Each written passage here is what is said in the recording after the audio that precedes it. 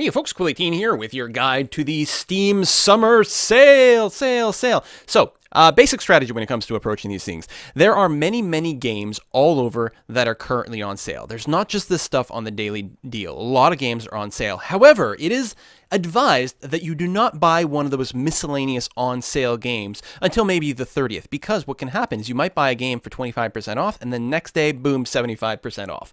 So you want to hold off as much as possible. If it comes to the 30th and your game hasn't come on the daily sale, then go ahead and do it. And even if you miss one, don't freak out, because usually on the last day, they repeat some of the biggest and most popular deals there. So if you really wanted Sins of the Solar Empire for 80% off and you missed it on the first day, hang on, it might come back again. Just, sit tight and be patient. So today's picks, there's a lot of really good ones. The Witcher is an excellent, unbelievably good series.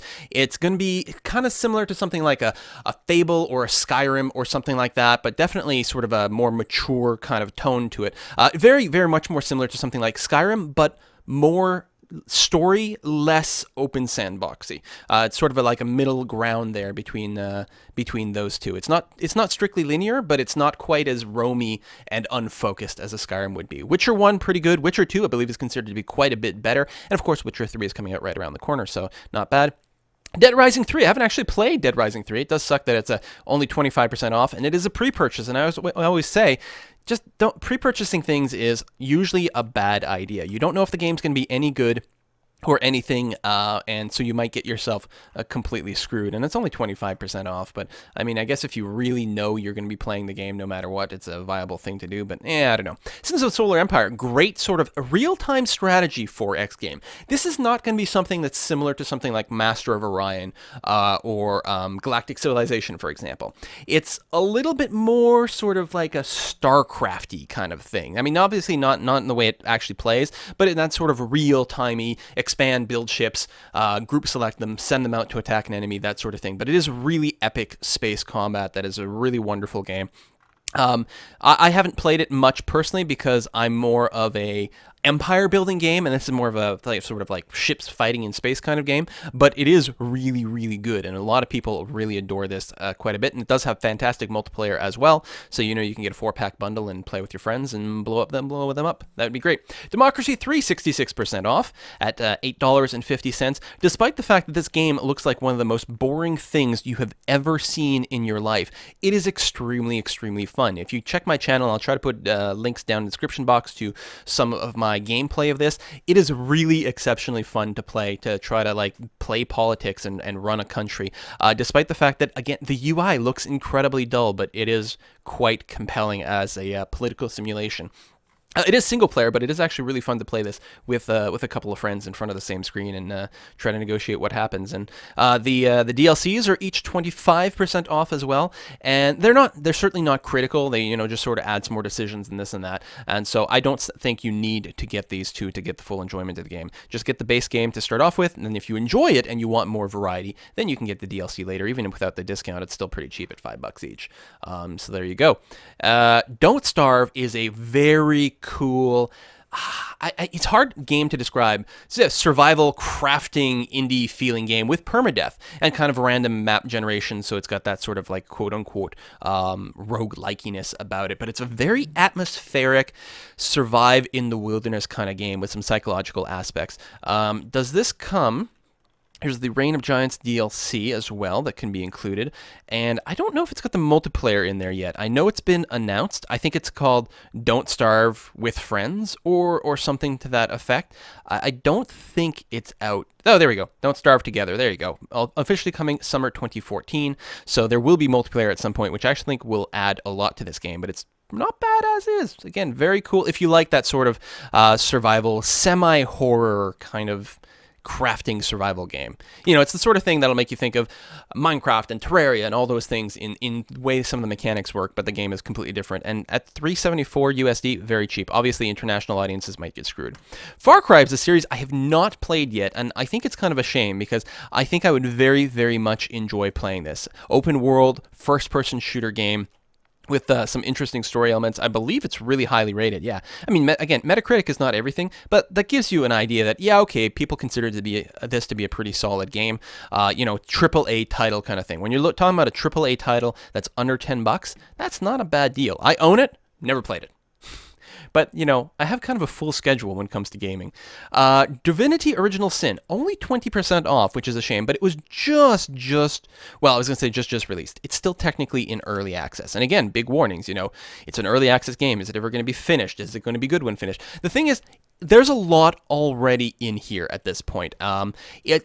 In terms of gameplay, I would make this, I would say that it's much more similar to something like a Baldur's Gate, like the PC version of Baldur's Gate or Neverwinter, those sorts of top-down sort of RPG games. It's not as much of a, it's not like a Diablo-like at all. The combat tends to be turn-based, for example, and it is really quite exceptionally good. It's got some cool storyline elements, great character development. The main campaign is 2 characters, the 2 characters that you see on the cover, and you can play multiplayer of the main campaign, in which case each player controls one of these 2. However, the idea is, yeah, it's going to have a make-your-own-adventure with an RPG toolkit that's going to open things up. None of these things are not necessarily done yet, so big caveats on that, but the idea is you will be able to make your own adventures, and I believe the engine actually supports 8-player multiplayer with custom characters. It's just that the campaign that's shipping the game is 2 characters, and, you know, they have their own storylines and identities, so you can't just craft them from scratch, but it does theoretically mean a tighter story.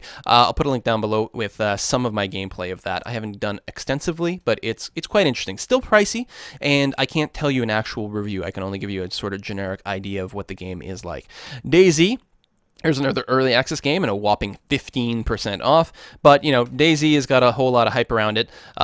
Zombie survival, open world, crafting. Well, I don't know how much crafting there is, but, you know, survival game. The big thing about it is multiplayer. You play it on servers with lots of players, and players will often say, kill each other and stuff. You want to play with friends, ideally, because you're going to have to worry about other players killing you for your can of beans that you have in your backpack, for example. So I have not personally played it, so I'm not going to vouch on the quality of this early access game, but obviously there's a lot of press about DayZ, so you can find out more information there. And finally, we've got XCOM, Enemy Unknown. So, considered to be a pretty good game, and if I recall correctly, I think the Enemy Within expansion is considered to be particularly good. Now, as you can see, another one of these games. I own it. Have I played it? No. Should I play it? Yes. Is this my kind of game? Absolutely. But I still haven't gotten around to playing it yet, which is a shame. Actually, I'm trying to think. I may not have the expansion. I should check on this. No, I don't. So maybe I'll pick it up since it's also 2/3 off. So it seems like time for that. I don't know when I'll ever get a chance to play it. So many games. And then there's the flash sales, which last 8 hours, and again, they're pretty discounted. Some of the things that come for sale here will also be in the daily sale. By the time you watch this video, the flash sale may be gone. But I will say, if Hotline Miami and Mirror's Edge come up on sale, they're definitely worth playing. Mirror's Edge is interesting. Some people, you know, will criticize a couple of aspects here and there about the controls, but I think especially the combat-oriented controls. And honestly, it's a game you should never, ever do combat in.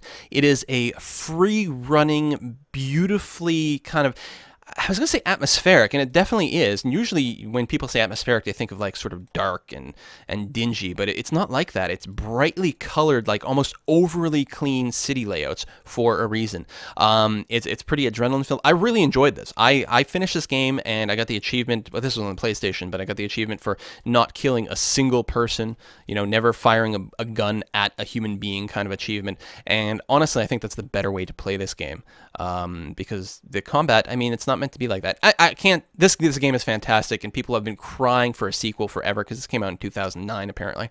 I like it a lot, and hopefully the sequel, which looks like it may actually get built, is good. And there's Hotline Miami, which at $1.50 you should just auto pick up no matter what. I will warn you that it is a pretty gruesome, gory game with some, you know, a few severe kind of like topics.